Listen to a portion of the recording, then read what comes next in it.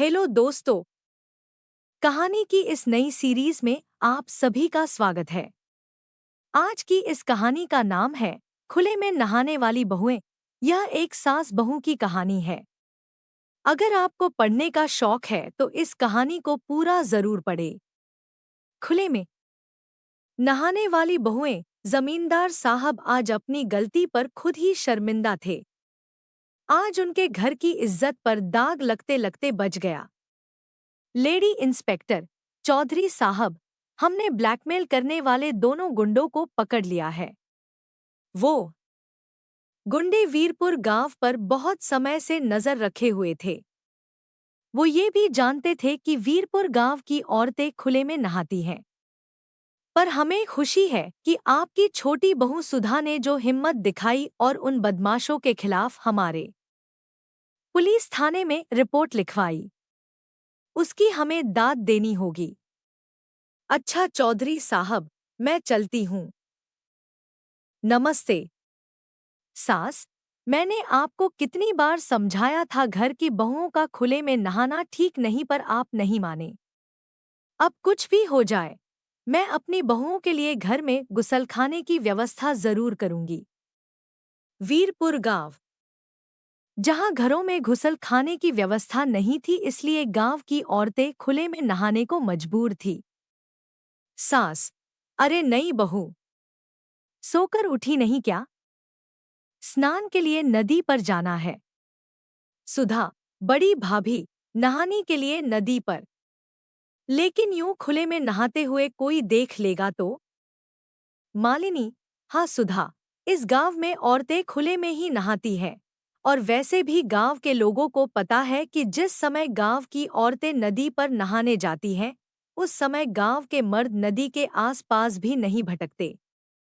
अच्छा, अब देर मत करो, वैसे भी नदी किनारे इस समय सुनसान होता है। हम जल्दी से नहा कर आ जाएंगे। मालिनी और सुधा नदी पर नहाने के लिए जाती हैं। गांव की बहुत सी औरतें पहले ही नदी पर नहा रही थी। सुधा को बहुत शर्म आ रही थी। सुधा, मालिनी भाभी, ये तो बहुत अजीब लग रहा है। अगर किसी ने हमें देख लिया तो हमारी इज्जत तो मिट्टी में मिल जाएगी। नहाती हुई औरतें, काहे शर्मा रही हो बहू रानी? हमें इतने साल हो गए, आज तक तो हमें किसी ने देखा नहीं, तो अब कौन देखेगा? चौधरी साहब से सब डरते हैं, इसलिए नदी किनारे कोई मर्द नहीं आता, सिर्फ औरतें ही नहाती हैं। सुधा को बहुत अजीब महसूस हो रहा था, पर वो करती क्या?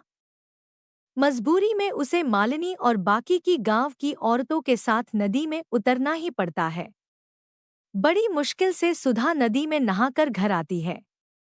अब तो रोजाना ही वो मालिनी और बाकी की गांव की औरतों के साथ नदी पर नहाने लगी। धीरे धीरे जब सुधा को लगा कि सचमुच नदी के आसपास सिर्फ औरतें ही आती हैं, तो वो थोड़ी बेफिक्र हो गई। पर एक दिन जब सब बहुएं नदी पर नहा रही थी, सुधा, मालिनी भाभी, लग रहा है कोई हमें देख रहा है। मालिनी, नहीं तो तुम्हारे मन का वहम है। लगता है तुम्हारा डर अभी तक नहीं गया है। चलो जल्दी से नहा लो, फिर घर चलते हैं। अगले दिन भी सुधा को ऐसा ही महसूस हुआ। सुधा, मालिनी भाभी, मैं कह रही हूं ना कि कोई है जो हमें देखता है। मुझे बार बार गलत महसूस नहीं हो सकता। नहाती हुई औरत, अरे बहू रानी, तुम बेकार में ही डर रही हो। किसी की इतनी मजाल नहीं जो हमें नहाते हुए देख ले। ये तो सच था, गांव वालों की इतनी हिम्मत नहीं थी कि वो गांव की बहुओं को खुले में नहाते हुए देख लें। तो आखिर कौन था जो उन सबको खुले में नहाते हुए देख रहा था? गगन, अरे यार मगन, ये गांव तो बहुत बढ़िया है। यार तूने बिल्कुल सही जगह का पता लगाया है बे। खुले में नहाती गांव वालों की बहुओं के हमने बहुत ही बढ़िया फोटो अपने फोन में निकाल ली हैं बे। मगन, वही तो, मैंने बिल्कुल सही गांव का पता लगाया ना। अब इन फोटो का इस्तेमाल करने का सही समय आ गया बे। चौधरी की दोनों बहुएं भी उन औरतों के साथ ही नहाने आती हैं। चौधरी की बहुओं को ब्लैकमेल करके अच्छे खासे सोने के जेवर और रुपए ऐंठ लेंगे। और तू तो जानता ही है, ये गांव की भोली भाली बहुएं शर्म से किसी को कुछ नहीं बताएंगी। गगन, तो ठीक है, किसी दिन रास्ता रोककर ये फोटो है उन्हें दिखा देते हैं। मगन, तो देर किस बात की है? कल दिन में जब वे दोनों नहाकर जा रही होंगी, तभी रास्ते में उन्हें पकड़ लेंगे। अगले दिन मालिनी और सुधा नदी पर नहाकर जब हवेली की तरफ जा रही थी तो नदी से थोड़ी दूरी पर जगन और मगन नाम के उन बदमाशों ने उनका रास्ता रोक लिया और उन दोनों को फोटो दिखाने लगे। दोनों बहुएं डर गईं।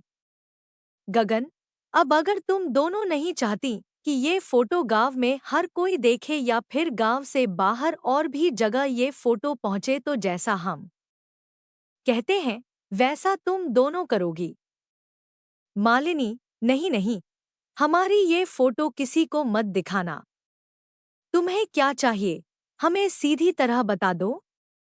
मगन, अगर तुम चाहती हो कि हम ये फोटो किसी को ना दिखाएं और अपने फोन से हटा लें, तो कल दोपहर तक 2 लाख रुपए नकद और सोने के जेवर एक बैग में भरकर तुम दोनों हमें लाकर दोगी। उसके बाद हम यहाँ से चले जाएंगे। मालिनी, ठीक है, तुम चिंता मत करो, हम कल दोपहर तक तुम्हारी ये मांग पूरी कर देंगे। पर तुम तब तक ये फोटो किसी को नहीं दिखाओगे। मालिनी पूरी तरह घबरा चुकी थी। वो दोनों घर लौट आती हैं। सुधा, मालिनी भाभी, हम ये गलत कर रहे हैं। अन्याय के सामने झुकना कायरता है। हम अन्याय को छूट दे रहे हैं। उन मुजरिमों को सजा मिलनी चाहिए। उनकी मांगें पूरी करके तो हम उन्हें और बढ़ावा दे रहे हैं। आज वो हमारे साथ ऐसा कर रहे हैं, कल किसी और के साथ करेंगे। ये सरासर गलत है भाभी। मालिनी, तो हम कर भी क्या सकते हैं सुधा? हमारी फोटो बदमाशों के पास है। हम ये बात किसी से नहीं कह सकते। बदमाश हमारी फोटो हर जगह दिखा देंगे। पर सुधा बहुत हिम्मत वाली थी। वो मालिनी को बिना बताए पुलिस स्टेशन पहुंचती है और वहां पर लेडी ऑफिसर को सारी बात बताती है। लेडी इंस्पेक्टर, सुधा, तुम चिंता मत करो। मैंने ऐसे गुंडों को बहुत सीधा किया है। मैं जैसा कहती हूँ वैसा ही करना। सुधा पुलिस की मदद ले चुकी थी। अगले दिन वो मालिनी के साथ बदमाशों की बताई जगह पर पहुंचती है। गुंडे जैसे ही मालिनी और सुधा के पास आते हैं, तभी पुलिस भी वहां पहुंच जाती है। पुलिस को देखकर गुंडे घबरा जाते हैं। लेडी इंस्पेक्टर, पकड़ लो इन गुंडों को। सीधी साधी गांव की औरतों को ब्लैकमेल करके उनके पैसे और जेवर की मांग करते हो। हवलदार, मैडम जी, ये वही गुंडे हैं जिनको आस-पास के गांव की पुलिस तलाश कर रही है। इन्होंने पहले भी कुछ गांव की औरतों को ऐसे ही ब्लैकमेल किया था। पुलिस के द्वारा गुंडों को पकड़ने की बात चौधरी के कानों तक पहुंचती है। उन्हें भी अपनी गलती का एहसास हो जाता है। चौधरी, चौधराइन, तुम सच कह रही हो, गलती मेरी ही है। मैं ही पुराने ख्यालों में जी रहा था। मैंने कभी इस ओर ध्यान ही नहीं दिया कि हमारी बहू बेटियों को किस चीज की सबसे ज्यादा जरूरत है। मैं वादा करता हूँ, इस गांव में हर घर में गुसलखाना होगा ताकि फिर कभी किसी बहू बेटी के साथ ऐसा ना हो। मालिनी, सुधा, आज तुम्हारी हिम्मत की वजह से हम कितनी बड़ी मुसीबत से बच गए। सुधा, भाभी, ये तो मेरा फर्ज था। मुझे खुशी है कि आज मैंने जो हिम्मत की उस कारण इस गांव की बहुओं को अब खुले में नहीं नहाना पड़ेगा। गांव की इज्जत अब सुरक्षित रहेगी। वीरपुर गांव की औरतें सुधा की बहुत तारीफ करती हैं। आज हर घर में गुसलखाना था और गांव की औरतों ने भी अब खुले में नहाना बंद कर दिया।